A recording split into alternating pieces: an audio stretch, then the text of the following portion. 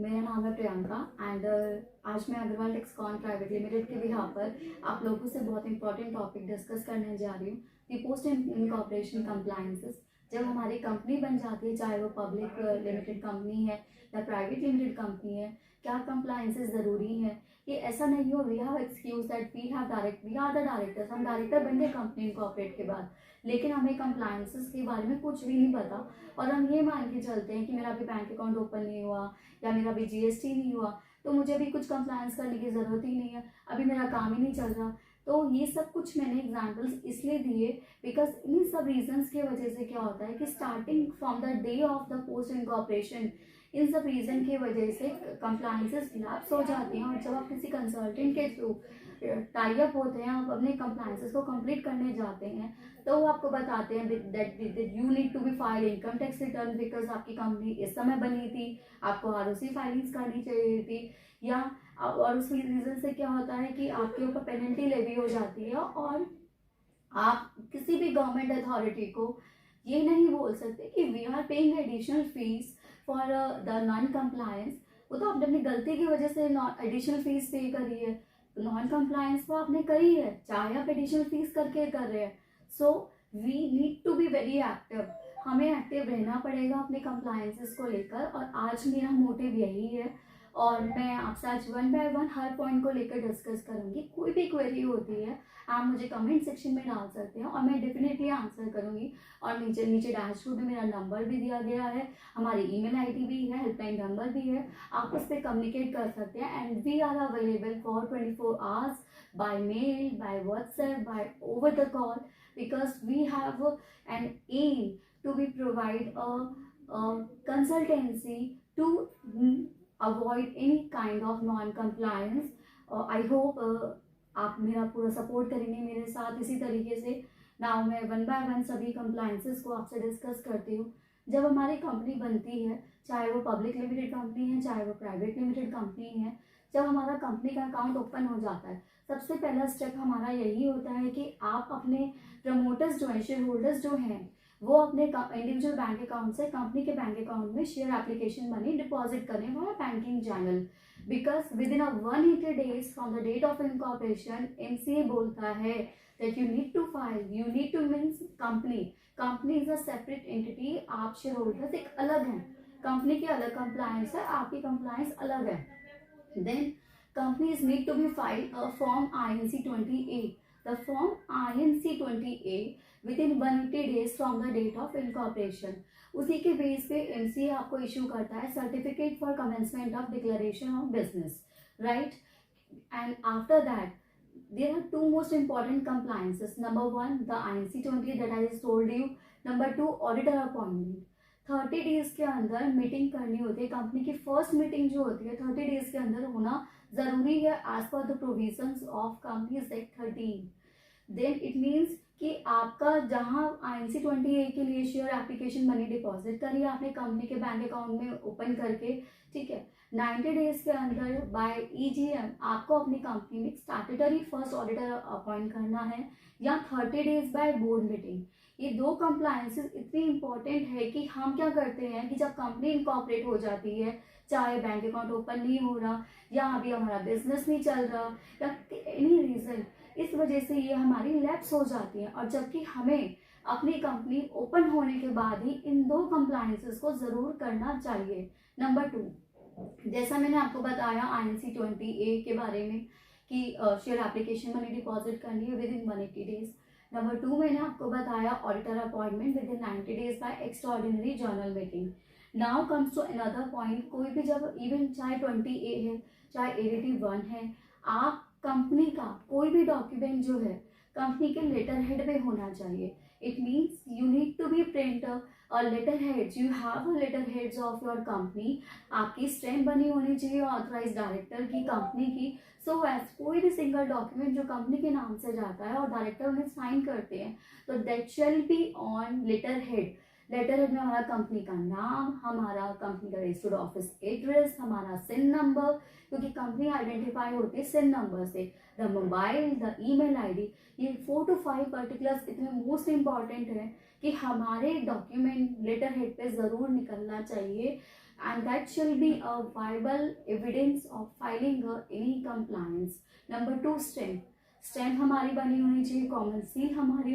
कुछ ऐसा कभी कभी होता है कि छोटी छोटी चीज़ें बहुत मायने रखती हैं, ऐसा सुनने में भी होता है, आप लोग कहते हैं कि काम चलना चाहिए, काम हो जाए बस इतना ठीक है।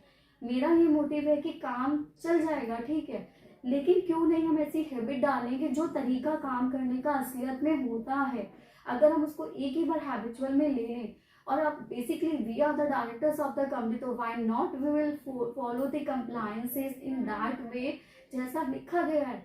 क्यों हम उसको बहुत ही लीनियंट लगे कि काम निकलना चाहिए, हो जाना चाहिए बस। ओके, सो मैंने आपसे पहले डिस्कस किया opening of bank account. Number 2, मैंने आपसे लेटर हेड्स और स्टेप्स के बारे में डिस्कस किया। Number 3, issuance of share certificates. आप जिस प्रोफेशनल की हेल्प के थ्रू भी ही अपनी कंपनी को इनकॉर्पोरेट करवाते हैं, सो आप ये श्योर कीजिए कि आपके पास शेयर सर्टिफिकेट्स आपके पास हों। कल को अगर आपकी कंपनी में आप लोग शेयर होल्डर में से एक कोई नया शेयर होल्डर आता है, फंड से इन्वेस्ट करता है आपकी कंपनी में, तो जो शेयर ट्रांसफर होते हैं आपके पास शेयर सर्टिफिकेट होना चाहिए ना, उसी के बेसिस पे तो आप शेयर ट्रांसफर करेंगे, that shall be a record. तो हमारे पास हर चीज़ में कंपनी का कोई भी रिकॉर्ड है वो बहुत ही प्रिसाइज एंड गुड मैनर में होना चाहिए। अगर हमें जिस के बारे में नहीं पता, सो हमें एक अच्छे कंसल्टेंट की हेल्प से उसको फॉलो करें कंप्लायंसेस को, और उसको ठीक तरीके से कंप्लीट करवाएं। किसी भी कंसल्टेंट के थ्रू जो आप अपना वर्किंग करवा रहे हैं, मेरी एक छोटी सी रिक्वेस्ट है, कोई भी एक्टिव अपडेट्स आती हैं आप उसको टाइमली फॉलो कीजिए। आप ये पूछिए अपने कंसल्टेंट से कि क्या ये मेरे पर कंप्लायंस एप्लीकेबल होती है। कल को ही ना हो कि ये मिसअंडरस्टैंडिंग है कि ये तो मैंने ऐसे मैसेज आया था, नॉर्मली हम भी होते हैं बल्क ग्रुप में, बहुत सारे मैसेजेस आते हैं, इग्नोर कर जाते हैं कि हाँ एक अपडेट आया तो था, और बाय चांस वो कंप्लायंस या वो अपडेट मेरे ऊपर एप्लीकेबल है, लेकिन मैंने क्या किया उसको लीनियंट के चक्कर में वो मेरी कंप्लायंस रह गई। तो इट मीन्स कि डायरेक्टर्स को इन एडिशन टू कंसल्टेंट भी एक्टिव रहना पड़ेगा, क्योंकि कंपनी आपकी है, बिजनेस आप चला रहे हैं इस कंपनी का। जितना कंसल्टेंट आपके कोऑर्डिनेशन से आपकी कंपनी के कंप्लायंसेस को कंप्लीट करवाते हैं, you shall also have a responsibility to complete the compliances, क्योंकि कल को अगर कोई भी कंप्लायंस रह जाती है तो अथॉरिटी आपको क्वेश्चन करेगी कि भाई बताएं आपने कंप्लायंस क्यों नहीं करी। आई होप सो कि मैं आपको वन बाय वन बहुत अच्छे से बता पा रही हूँ, और जहाँ आपको ऐसा लगे कि कुछ चीज़ें मैंने बहुत फास्ट तरीके से बता दी, तो आप मुझे कमेंट सेक्शन में लिख सकते हैं कि मैम थोड़ा आप मुझे ये दोबारा बताएं please. Okay, I hope so कि सब बातें आप ध्यान से सुन रहे हैं, और प्लीज़ इसको इसी तरीके से फॉलो करें, क्योंकि कोशिश यही है कि आप लोग अब कंप्लायंसेस के बारे में अवेयर हो, चाहे वो प्राइवेट कंपनी है, पब्लिक लिमिटेड कंपनी है, बिकॉज कंप्लायंसेस हैं ज़्यादा। कंपनी आप प्रोप्राइटरशिप में हैं या नॉर्मल पार्टनरशिप फर्म में है, वहाँ कंप्लायंसेस एज कम्पेयर टू बहुत कम होती हैं कि इनकम टैक्स रिटर्न फाइल कर दी, जीएसटी में जीएसटी फाइल कर दिया, टीडीएस एप्लीकेबल है तो टीडीएस फाइल कर दिया, एंड नथिंग एल्स। ओके, लेकिन कंपनी ऐसी जब कंपनी इनकॉर्पोरेट करते हैं तो भाई we need to be active, we need to be follow the compliances, और we also not have an excuse कि भाई हमने क्यों नहीं किया और कैसे रह गया। Then next come to the point, statutory registers and minutes. जैसा मैंने अभी बताया कि 2-3 की बैंक अकाउंट ओपन करना ज़रूरी है, 20A फाइल करना ज़रूरी है, लेटर हेड स्टैम्प होने चाहिए, कोई भी डॉक्यूमेंट साइन करें लेटर हेड पे होना चाहिए, डायरेक्टर जब साइन करें डिन नंबर मेंशन हो, वहाँ पर प्रॉपर साइन स्टैम्प नज़र आनी चाहिए, शेयर सर्टिफिकेट्स हमारे पास रिकॉर्ड में होने चाहिए, कल को कोई भी शेयर ट्रांसफर इन्वेस्टमेंट है वाइसा वर्सा कुछ भी अगर होता है तो। Auditor appointment is most important कि भाई कंपनी के फर्स्ट ईयर में पहले स्टैट्यूटरी ऑडिटर अपॉइंट होना चाहिए। देन जब आपकी रेगुलर फाइलिंग्स जो होती हैं, प्रैक्टिकली लॉ के अंदर तो भाई 4 मीटिंग्स कंपलसरी है, भाई एक कंपनी को 4 मीटिंग तो साल में करनी करनी है। प्रैक्टिकली मीटिंग कंडक्ट होती नहीं है, या 2 या 3 हो गई, तो जो भी आरओसी फाइलिंग्स में आपकी कंसल्टेंट जो मीटिंग्स दिखाते हैं, आप उसके हमारी कोई भी मीटिंग होती है, कोई भी किसी भी मीटिंग का जो एजेंडा होता है, बोर्ड ऑफ डायरेक्टर्स की मीटिंग होती है, उसका proper minutes and statutory registers maintain करना it's very important. there are very stringent panel actions under the Companies Act 13 on company and every director of the company. You don't give any excuse that why you are not maintain these registers by giving excuse that हम file करते तो हैं ROC file करते हैं, TDS file करते हैं, GST file करते हैं, इतने सारे कंप्लाइंसेस करते तो हैं, लेकिन बिल्कुल इस समय थोड़ा सा इमोशनल होके सोचूंगी तो भाई करते तो हो बहुत सारी कंप्लाइंसेस, लेकिन ये भी ज़रूरी है भाई, कंपनी बनाई है तो फॉलो तो करनी पड़ेंगी कंप्लाइंसेस। और मेरा एम यही है कि आप लोगों से कंप्लाइंसेस को कंप्लीट करवाना।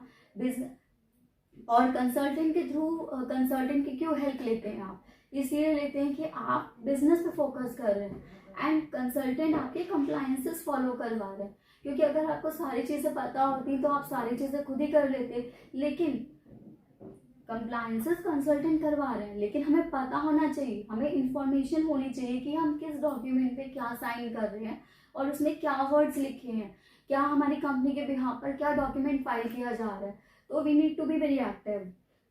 जैसा मैंने बताया कि statutory registers and minutes most important compliance है, और प्रैक्टिकली मैं आपसे यही बोलूँगी कि नोटिस इशू कर रहे हैं MCA, और पहले 70-80% अभी तक मैं बिल्कुल कह सकती हूँ कि लोग मिनट्स रजिस्टर्स मेंटेन करते ही नहीं है।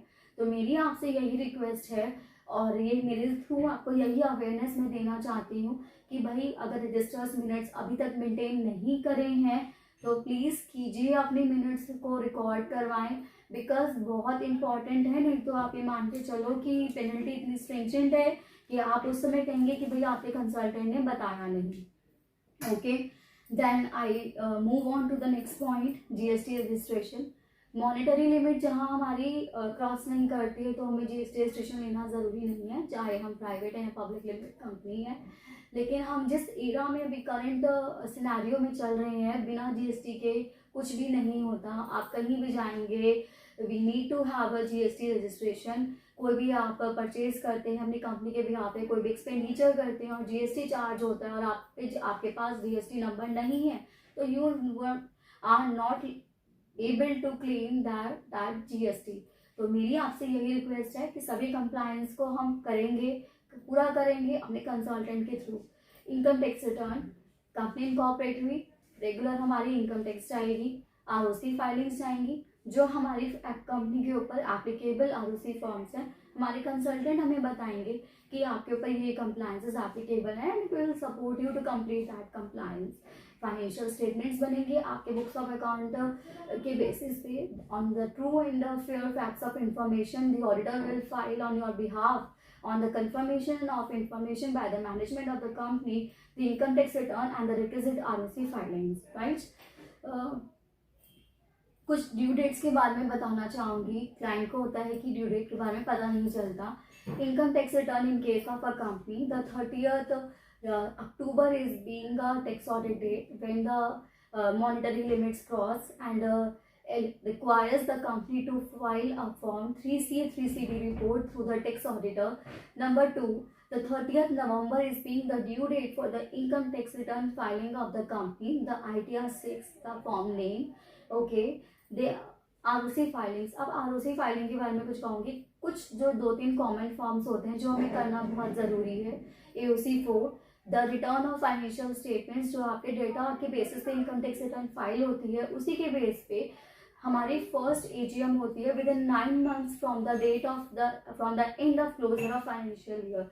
मतलब आपकी कंपनी की फर्स्ट AGM हुई 31 December of the following year, और जो सब्सिक्वेंट AGM होती है वो हमारी 30th सितंबर होती है। इट मीन्स कि जो भी आपकी ड्यू डेट ऑफ AGM है, within 30 days from the date of AGM the AOC 4 is to be filed, जिसमें हमारी बैलेंस शीट अटैच होकर जाती है, ऑडिटर रिपोर्ट होकर अटैच होकर जाती है। Number 2, NGT 7A, the return of company, जिसके अंदर शेयर होल्डर्स जो हैं, कंपनी के प्रमोटर्स जो हैं, कितनी शेयर होल्डिंग है कंपनी के पास, कंपनी के प्रमोटर्स हैं शेयर होल्डर्स के पास, वो सबकी डिस्क्लोजर जाती है, और वो within 60 days from the date of AGM we need to be filed. It means कि ये जो कंप्लायंसेस है ना, जो ड्यू डेट है, हम उसको एक स्नूज करके रख लें कि कंसल्टेंट से हम पूछ लें साल के आखिर में, साल के अगले साल जब हमारी ये ड्यू डेट्स आती है, भाई हमारी रिटर्न साल फाइल हो गई, पूरा हम सपोर्ट करें हर कंप्लायंस को लेकर। हमारी आरओसी टाइमली फाइल हो गई, क्योंकि हम कोशिश करें जब तक हम विद इन टाइमलाइन फाइल करेंगे और तो कोई नॉन कंप्लायंस नहीं होगी। और जहाँ नॉन कंप्लायंस में आ गए सर, तो आगे चल के कोई नोटिस आता है और आप कहते हैं कि हमने करी तो थी कंप्लायंस एडिशनल फीस पे करके, तो you don't give excuse of this kind to the authority, because आपने कोई एहसान नहीं किया कि आप एडिशनल फीस पे करके कंप्लायंस कर दी है। भाई टाइमलाइन में क्यों नहीं करी आपने? आपके पास सफिशिएंट टाइम था। आपने जब return income tax return file करी है तो उसी क्यों रह गई आपकी फाइल करनी? Okay, I think it's very clear to all of you. Next is directors KYC. जैसे कंपनी की कंप्लायंसेस जाती है आईटीआर, आरओसी, ओके, तो लाइकवाइज डायरेक्टर्स केवाईसी, कंपनी के जितने भी डायरेक्टर हैं हर साल उनका डायरेक्टर्स केवाईसी जाएगा। जैसे आप बैंक में अपना केवाईसी करते हैं, आधार कार्ड में कुछ चेंज है, कुछ भी है, फोन ईमेल पर्टिकुलर्स वगैरह आप बैंक में करके आते हैं, तो लाइकवाइज डायरेक्टर्स का केवाईसी फाइल होता है हर साल। ये हमारी एनुअल कंप्लायंस होती है 30 सितंबर of the next following financial year. इसकी हमेशा ड्यू डेट होती है और हर साल जाएगी। इसका मतलब हमें अपना माइंड सेटअप करना होगा, हर साल इनकम टैक्स रिटर्न जाएगी, हर साल आरओसी जाएगी, हर साल केवाईसी होगी। इट मीन्स हमें बहुत एक्टिव रहने की ज़रूरत है। एक्टिव रहेंगे, कंप्लायंसेस को कंप्लीट करेंगे तो बिजनेस को ग्रो होने से कोई नहीं रोक सकता। और आप कल को इतना कंफर्टेबल फील करेंगे कि we have the proper records and we have all compliances information भी। कब क्या होता है और कब जब अपडेट कोई रेगुलर न्यू अपडेट आती है, चाहे वो इनकम टैक्स से है, जीएसटी से है, आरओसी से है, कंसल्टेंट आपको शेयर करेंगे। आपको इतना बस एक्टिव रहना है, क्या is it this compliance applicable on me. So कल को ये ना हो कि मुझे पता नहीं है और कोई पेनल्टी वगैरह भी मैं नहीं पे करूँगा। ठीक है, accounting and auditing is very important aspect, जिसके बेसिस पे income tax and return ROC filing होती है। और जैसे जैसे जब आपका बिजनेस ग्रो करता है तो आपको बहुत सारी चीज़ें होती हैं जो रजिस्ट्रेशन आप लेती हैं, लाइक ट्रेडमार्क। आप अपने प्रोडक्ट को पे ट्रेडमार्क करवाना चाहते हैं, सो कोई और यूज़ ना कर पाए इस नाम को, तो ट्रेडमार्क करवाना इट्स वेरी बेनिफिशियल। उसके अपने बेनिफिट्स होते हैं, एक रेपुटेशन होती है, गुडविल होती है। It's being a distinctive and unique sign, symbol, expression used to identify the goods or service of one business from others, right? Then MSME registration, startup registration, ISO और QMSM registration, ये कुछ जो मैंने registration के नाम लिए, आप ये लिंक में इनके बेनिफिट्स देख पाएंगे कि क्या ये मेरी कंपनी के लिए बेनिफिशियल है, क्या मुझे स्टार्टअप मेरे ऊपर मैं एलिजिबल हूँ स्टार्टअप रजिस्ट्रेशन करवाने के लिए, क्या बेनिफिट्स होते हैं, कब मुझे करवाना चाहिए। इंपोर्ट एक्सपोर्ट, आप ट्रेडिंग ऑफ गुड्स और सर्विस कर रहे हैं, इंपोर्ट एक्सपोर्ट जब आप करते हैं कोई ट्रांजैक्शन, तो you need to have a import export license, तो ये लेना बहुत ज़रूरी होता है। ESIPF कंप्लायंस प्रोविज़न के हिसाब से, जहाँ 20 या मोर एम्प्लॉयज़ हमारे ज़्यादा हैं EPF के लिए या ESI के लिए 10 या 10 से ज़्यादा, तो आप अपने ESIPF कंसल्टेंट के थ्रू अपनी ESIPF कंप्लायंसेस को कंप्लीट करें। टाइम से आप ESIPF जमा करें, उसकी रिटर्न फाइल करें। इसी तरीके से TDS deposit and TDS return filing होती है। तो कोई भी ट्रांजैक्शन में जहाँ इनकम टैक्स प्रोविज़न के हिसाब से TDS डिडक्ट करना मैंडेटरी है, और आपको कंसल्टेंट बताते हैं कि ये ट्रांजैक्शन पे इनवॉइस देखकर, आपके एक्सपेंस डॉक्यूमेंट को देखकर कि इस पे TDS जमा होना चाहिए, तो you need to be deposit the TDS, the due date is being the 7th of the next month. और अगर आप किसी भी खर्चे पर जहाँ TDS की एप्लीकेबिलिटी बनती है और आप जमा नहीं करते हैं, वो आपका खर्चा डिसअलाउ हो जाता है। और ये कब पता चलता है? जब आप ऑडिट फाइनलाइज होता है, पता चलता है मेरा 10 लाख का खर्चा डिसअलाउ हो गया।